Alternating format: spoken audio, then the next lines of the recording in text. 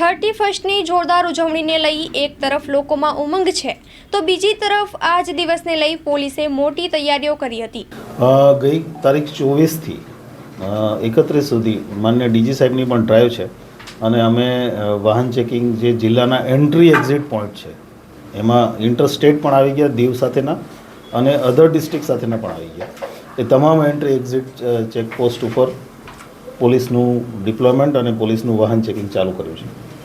આ સંદર્ભે વધારે અમારું ફોકસ જે છે એ drink and drive, rash driving અને એ ઉપરાંત કોઈ અનઓથોરાઇઝ વસ્તુ લઈને ગુજરાતમાં ન આવી જાય એના માટેની કાર્યવાહી અમે કરવા જઈ રહ્યા છીએ। ટોટલ 14 ચેકપોસ્ટ ગીર સોમનાથ જિલ્લામાં અમે ઊભી કરી છે અત્યાર સુધીમાં અને એ ચેકપોસ્ટ બધી 31 તારીખે મોડી રાત સુધી ચાલુ રહેશે। આપ સૌ મિત્રો દ્વારા મારી અપીલ છે લોકોને પણ કે સેલિબ્રેશન કરે એનો વાંધો નથી, પણ સેલિબ્રેશનમાં ક્યાંય જે છે કે કાયદાનો ભંગ ન થાય એ તમામ લોકોની નાગરિક તરીકે જાળવવાની ફરજ પડશે।